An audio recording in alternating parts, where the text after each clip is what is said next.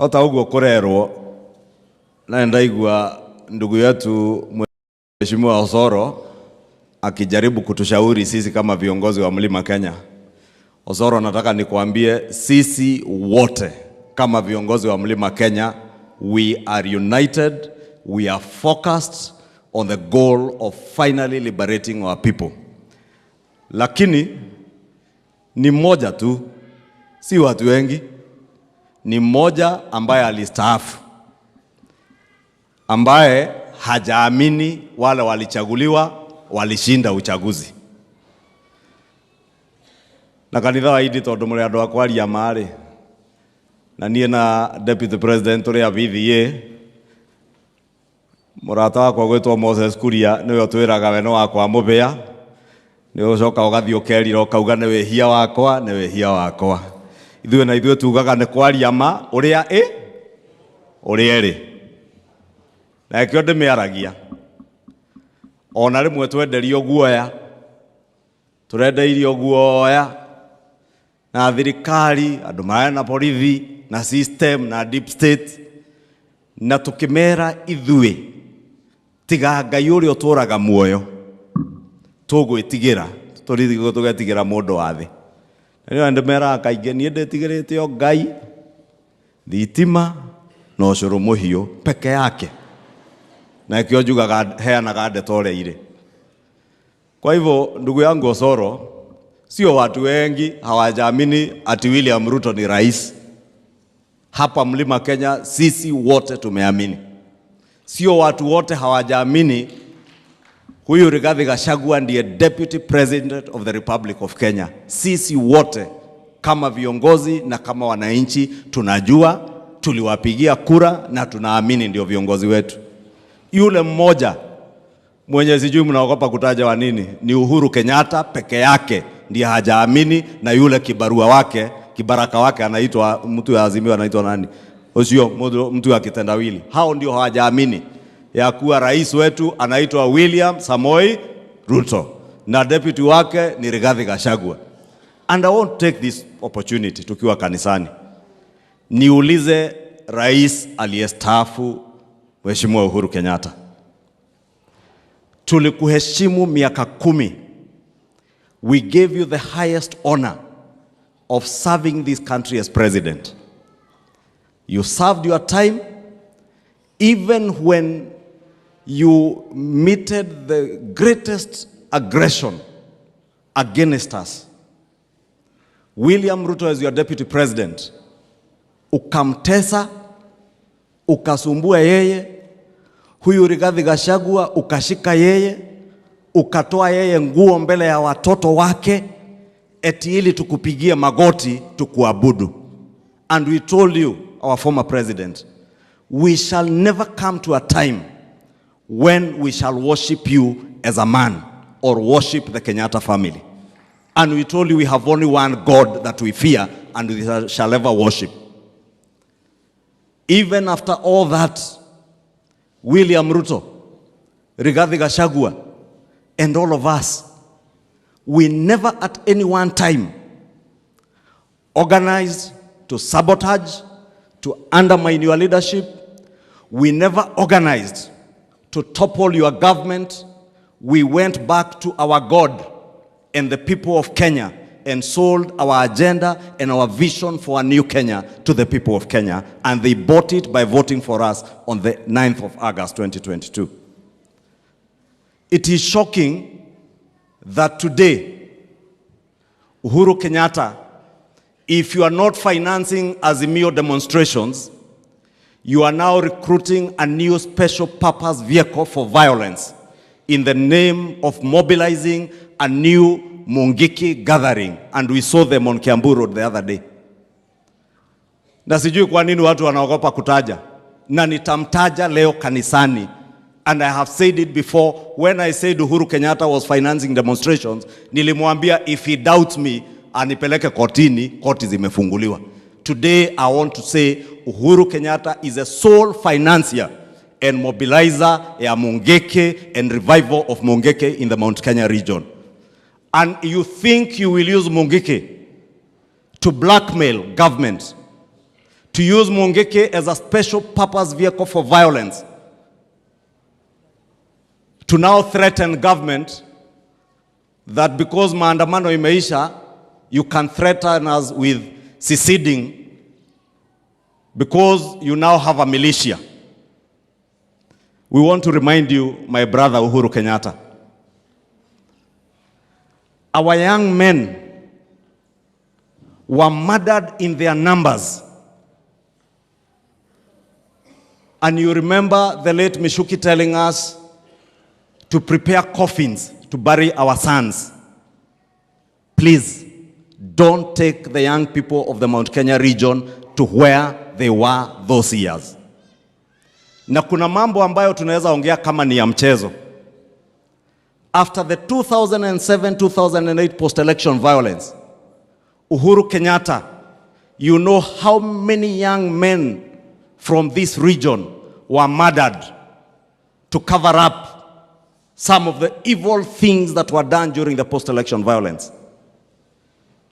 Mnakumbuka wakiambia wamama wetu watawafanya mambo ambayo hata siwezi taja kanisani.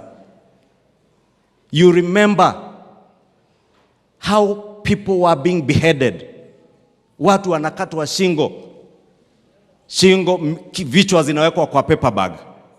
Please, Uhuru Kenyatta, whatever we did to you, do not take us back there. Tunakuomba kwa heshima, kama sio ya Mwenyezi Mungu, ya maisha ambayo ni Mungu hupeana, usiturudishe hapo.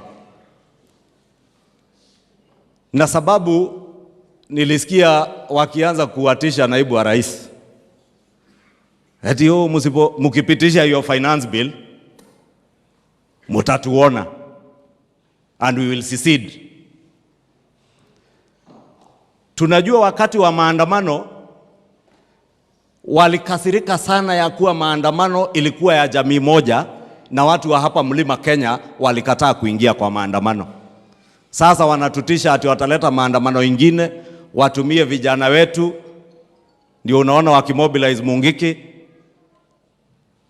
Na uliona hata mtu ameshikwa na bangi na bunduki kwa nyumba yake.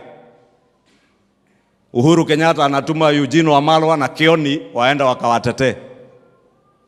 Please, Your Excellency, do not fear. Apply the law without fear or favor. Ndio mulipewa upanga, rais akapewa upanga ya kutumia kuhakikisha ya kuwa the law is applied without fear and without favor. Mambo ya finance bill, watu wetu. Na moja tekeria demoria kioria kanitha inenjoe kanitha gutioragio cioria. Nie ndi na mushara. Na anene othe maria haha mena mishara. Kanitha ta ya imoko guo andu aria mena mishara anyone guku. Karongo ni ule mushara mwena gaceri. Ona rigijia na mushara ni ya guoko na Faith. Kule iguru kule andu me mishara. Mutire. Amna mshahara? Ama niulize wangapi hawana mshahara kwa hii kanisa nione mkono juu. Yaani kanisa mzima hamna mshahara? Sasa wacheni tuambiane ukweli, si ndio? Hii finance bill, hawa wabunge wote wameongea hapa, their basic pay ni 1,600 kwenda 700. Basic. Na ticiaona mundu ungi mubunge omwe mushahara wake we wiki ni 600 uthie 700. Ona magavana kao kaiga iguru hanini. Nacio neo finance bill yenye tumeletewa inasema mtu ambaye ako na mshahara zaidi ya nusu milioni, the amount that is above 500,000 iongezewe ushuru, itaksiwe na 35%, not 30%. Wewe kama hauna mshahara unaongezewa ushuru?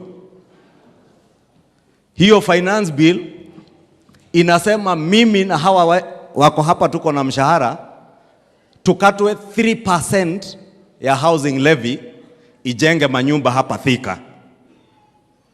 Hiyo manyumba, wewe kama hauna mshahara, It is voluntary. Nobody is forcing you. If you are not on payroll, uchangie ile housing fund. Ukichanga, ukiraise 10%, kama ni nyumba 1,900 ile bed sitter, ulipe 90,000, upewe mortgage na 5%. Hawa wabunge wote nikiwemo tunalipa mortgage nikioma kwa maria haru kaige onanie to mortgage o mundu atinagio hakuhe 400,000. Mortgage ya mbunge wa Kenya interest ni 3%. Car grant ya $7.5 ni free of charge, haina interest, ni pesa. Lakini leo tunawaambia hatutaki kutoa 3%, not 3% of my basic pay of 600,000, which would be 18,000. 2,500 is the maximum. Nitoe 2,500 na sio ushuru, serikali nitolea another 2,500, niwekewe 5,000 for 7 years, nitakuwa na shilingi 1,420 plus interest, itakuwa ikinizalia pesa. Kama niko na nyumba kama mimi, sitaki kununua nyumba, hiyo pesa after 7 years naweza pewa nirudishiwe with interest.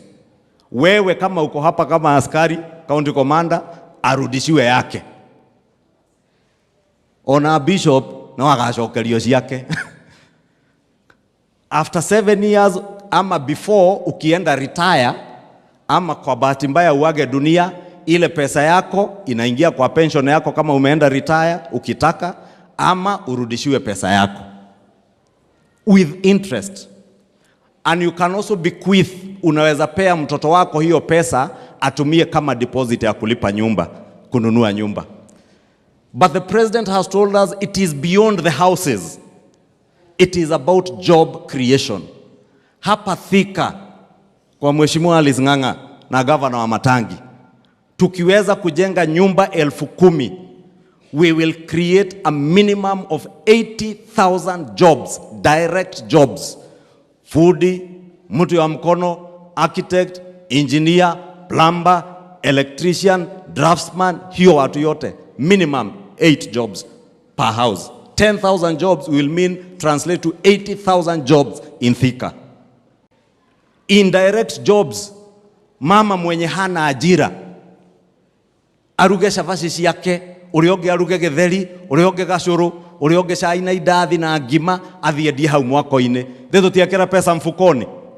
Na sisi tulikuja kwa campaign tukawaambia pesa mfuko.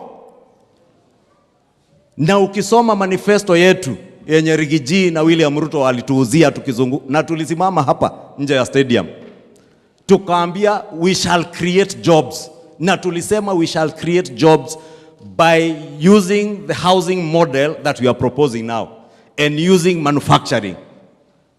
Hapa Thika was an industrial town. Today Thika is a pale shadow of what it was then. The way to bring back Thika back to the heydays of being an industrial town is by encouraging the growth of this housing that will in a way also encourage the growth of industry. Kama ni watu ya simiti, watu ya chuma, hizo industry zote will create more jobs. Lakini wenye wanatuambia sasa tusilipe ushuru ni akina Kimani Ichungwah, akina Raila Odinga, akina Kioni. Lakini mimi nasema tukatwe hiyo 3%. Mimi ningetoa hata 18,000 and I will offer to even pay beyond the 2,500, because if that is what will save our youth, waache kutumiwa kuingizwa kwa mambo kama ya Mungiki.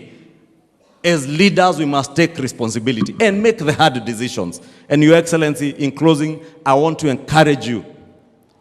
Be encouraged together with our president to make all the hard decisions so that we rescue the next generation of this country, so that our youth will no longer be misused in gangs and sects like Mungiki na ile mambo mnaona ikitokea huko Shakahola. Na nataka nikubaliana na Mheshimiwa Kagushia.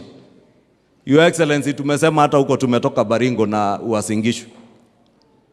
The last handshake regime, close to 600 Kenyans disappeared mysteriously. A number of them, about 200 of them, their bodies were being fished from River Yala, River Tana, wengine mili ilikuwa natupwa Abadea, wengine Savo. And I asked Your Excellency, what coincidence is there that a government that had a national intelligence service and administration in every corner of this republic never got wind of Uyo Mackenzie slaughtering people and burying them in Shakahola? There could be a chance, and we want the CS Interior and DCI, to investigate whether there is a correlation between the Shakahola massacre and the extrajudicial killings that were perpetuated during the handshake regime. Inawezekana ile serikali walitumia maybe Mackenzie kuwasaidia kuficha mili ya wale walikuwa naua kupitia kwa DCI Kinoti. I am not saying it is that way, but it is a possibility. Nikigege getuma ate thirikari miaka hakuhe 8 ndiamenyaga andu makiria magana makiuragwo na magithikagwo. No thirikari yo ekorirwo, it was part and parcel of that massacre. Gyo turauga na ona makiinaina makigeria gukiria mungiki. And I have said it before without fear of contradiction. Uhuru Kenyatta knows the buck stopped at his desk as Commander-in-Chief. Extrajudicial killings were perpetuated under Uhuru Kenyatta in this country. And that is his fear. He doesn't want us to investigate corruption cases from Telkom. He never wants us to get into state capture. He does not want this government to get into extrajudicial killings. That is why him and Raila Odinga imagine that they can blackmail government to stop government from operating. And that's why, Your Excellency, I want to encourage you and the President, do not fear. The people of Kenya are solidly behind you to make sure that you restore our country to be a country where every Kenyan lives with dignity and every Kenyan feels safe in their country. Ya mwisho, mukiona Uhuru Kenyatta, mumwambie mimi si muogopi, aache kuchoka akinitumia mungiki. Alikuwa na polisi na jeshi, hatukumuogopa, hatutakuogopa sababu ya mungiki Uhuru Kenyatta, hatutakuogopa because you have recruited Raila Odinga to help you with violence to try and blackmail government.